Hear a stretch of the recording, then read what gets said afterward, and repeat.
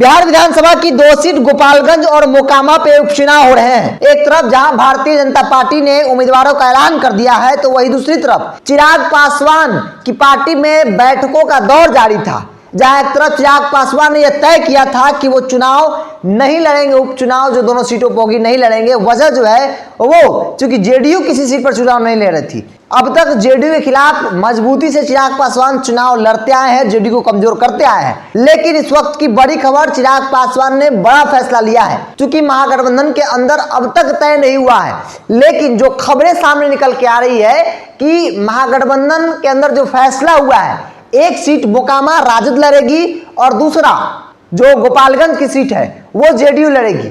और चिराग पासवान ने भी इसको लेकर फैसला कर लिया है। हालांकि औपचारिक ऐलान इस बात का नहीं हो पाया है कि चिराग ने यह कहा है कि वो गोपालगंज का चुनाव लड़ेंगे।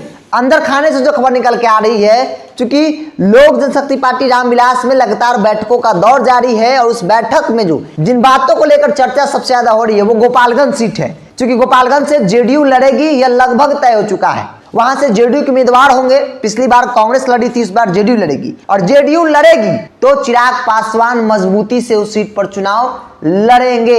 यानी कि जो मुकाबला है वहां पे सिर्फ आमने सामने नहीं है, चौतरफा मुकाबला देखने को मिल रहा है। एक तरफ साधु यादव है तो दूसरी तरफ बीजेपी और तीसरी तरफ महागठबंधन और चौथी चिराग पासवान है।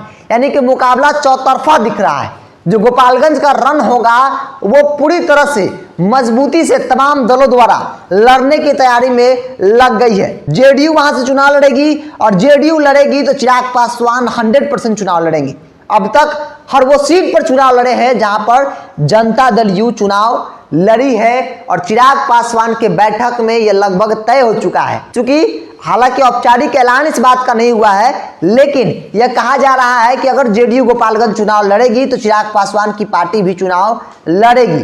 अब तक जो फैसला था महागठबंधन के अंदर कि दोनों सीट जो है वो राजद लड़ेगी, लेकिन अब फैसले जो है वो लगभग ऐसा लग रहा है कि बदल चुका है। जेडीयू खेमे में वो सीट जा रही है और महागठबंधन में जो आरजेडी है, जो राजद जो है वो मोकामा से चुनाव लड़ेगी। उस बीच चिराग पासवान का भी बड़ा फैसला है कि वो गोपालगंज का चुनाव लड़ेंगे। औपचारिक ऐलान इस बात का नहीं हुआ है और इंडिया टॉप इन खबरों की पुष्टि भी नहीं करती है, लेकिन चर्चा इस बात को लेकर सबसे ज्यादा हो रही है कि गोपालगंज सीट से चिराग पासवान जेडीयू के खिलाफ अपना उम्मीदवार उतारेंगे।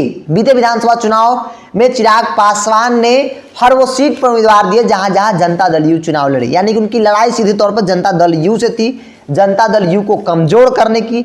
और नीतीश कुमार के विरोध की राजनीति के लिए चिराग पासवान जाने भी जाते हैं। हर एक चीज के लिए वो दोषी नीतीश कुमार को करार देते हैं। तो ऐसे में गोपालगंज का जो चुनाव होगा और जो मोकामा का चुनाव होगा वो काफी दिलचस्प होने वाला है। चिराग पासवान भी गोपालगंज की सीट से अपना उम्मीदवार उतारने जा रहे हैं। भारतीय जनता पार्टी ने उम्मीदवार का ऐलान कर दिया, नॉमिनेशन हो गया है। अब महागठबंधन किस दिन तय करेगी कौन उम्मीदवार होंगे, चूंकि जेडीयू ही लड़ेगी ऐसा कहा जा रहा है, तो जेडीयू से कौन होंगे। मोकामा से तो लगभग तय हो चुका है, अनंत सिंह की पत्नी ही चुनाव लड़ेंगी। इन तमाम चीजों को लेकर जो है आधिकारिक बयान अब तक नहीं आया है। आधिकारिक बयान का इंतजार हमें भी है और आपको भी।